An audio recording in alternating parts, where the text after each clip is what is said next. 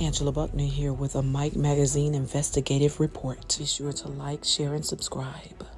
This investigative report is about Fred Chambliss, the #1 government whistleblower in American history as it relates to the Bureau of Prisons. But we'll talk about Fred in a minute.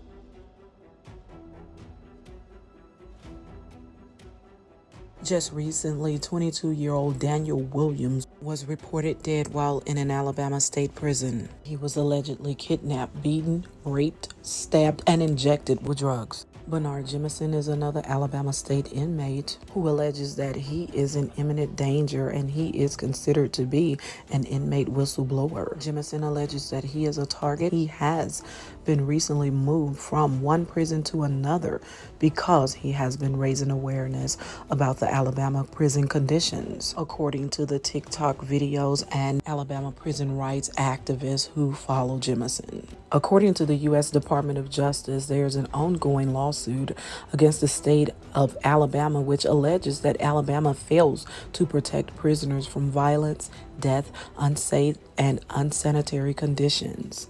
Now, contrary to popular beliefs, even though inmates are incarcerated, they do have rights.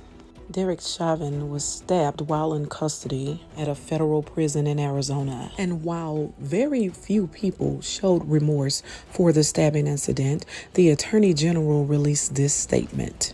And I quote, "I am sad to hear that Derek Chauvin was the target of violence," Minnesota's Attorney General Keith Ellison said in an email statement. He was duly convicted of his crimes and, like any incarcerated individual, he should be able to serve his sentence without fear of retaliation or violence. R. Kelly is another high-profile case, and he alleges that a YouTuber was leaked his information by a federal employee who works at the very same prison where he is housed. And not too long ago, Dr. Larry Nassar had been stabbed 10 times in Coleman Federal Prison in Florida. Some may wonder, why is there a need to address the civil rights violations of inmates and whistleblower protection? Well, in August 2019, when Jeffrey Epstein was found dead in his jail cell, that spearheaded an investigation. His death is still unsolved. As a nation, how did we get to this point? We will talk more about the prison system, but first, let's address the Black Codes. After the Civil War, 4 million emancipated slaves from the South were dependent on Abraham Lincoln to help them make a new life. History tells us that Abraham Lincoln was assassinated. Andrew Johnson took over shortly thereafter. Johnson was a Southerner who is said to have sympathized with the South. Until this very day, many Southerners are accused of being bitter because they lost the Civil War. And because they lost the war, Andrew Johnson believed that they could govern themselves without being micromanaged by the Yankees. Johnson was right in assuming that the states of the former Confederacy would never try to bring back slavery, but he did not anticipate the notorious Black Codes that the legislatures of the southern states created in 1865 and 1866 to reassert white control over blacks. By law, blacks were strategically restricted from trying to prosper in any way, form, or fashion. Under these laws, the rights of blacks to own property were restricted, the rights of blacks to vote were denied, and the power of white employers over black workers remained almost as absolute as that which slave owners had held over their slaves. To the United States Congress of 1865, the Southern states elected the former Vice President of the Confederacy, 4 Confederate generals, 5 Confederate colonels, 6 members of the Confederate President Cabinet, and 58 members of the Congress of the defeated Confederacy. These bitter lawmakers made certain to criminalize things like owning a gun if you were black, and also if you didn't have proper employment. That was criminalized also. So if blacks didn't take advantage of the Great Migration, where many Southerners moved north for better opportunities, they were pretty much forced back into working for their previous slave owners. Southern legislators continue to make these laws, and they continue to keep a grip on these laws for decades. The black codes were switched on over until the Jim Crow laws. Bear in mind, the lawmakers from the South knew exactly how to criminalize anything that black people did. Eventually, prisons were built and they became a lucrative business. And although many Americans may say Clinton and Reagan were great presidents, some point the finger at them, saying that they further perpetuated the problem. With Ronald Reagan's war on drugs, Just Say No to Drugs campaign in the schools and in the communities, and also Bill Clinton's 3 strikes and you're out. There are 3 components to the U.S. criminal justice system: law enforcement, courts, and corrections. Our focus in this investigation will continue to stay on corrections.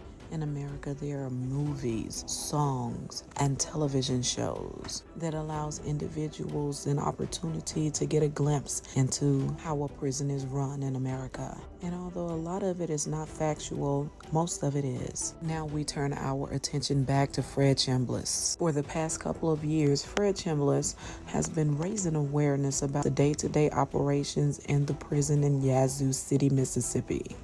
For those who may not know, Fred Chambliss is a devoted husband and father who said he is dedicated to his family. He is no college graduate, but he said he worked diligently to climb the ladder of success over the course of 11 years, making his way to senior officer specialist. In addition to his accomplishments, he served as the vice president of the local 1013 union, which falls under the umbrella of the American Federation Government Enterprise that oversees all unions for the federal government entities. How did this all get started? According to Chambliss, many workers at the Mississippi Federal Facility inquired about missing overtime pay. Chambliss said he took it upon himself to send emails to higher-ups asking about the overtime pay. Chambliss said he was told that the money would show up on the next pay period. Chambliss goes on to say that the workers were never compensated for working all of those overtime hours, at least not at that time. 3 days after sending the email, Chambliss said he was met with a 3-day suspension. Chambliss claims there was no investigation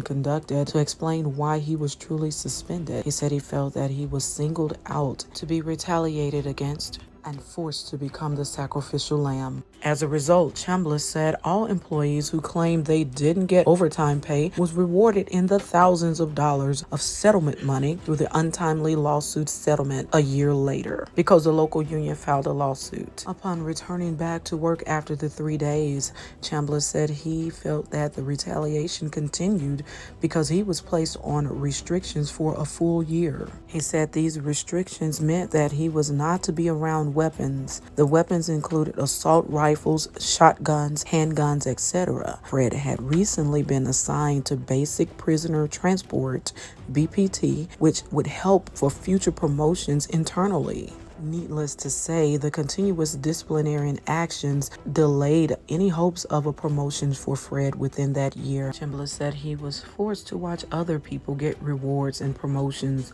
over the course of the year that he was on restrictions. And while on restrictions, he served at the front desk as a phone monitor.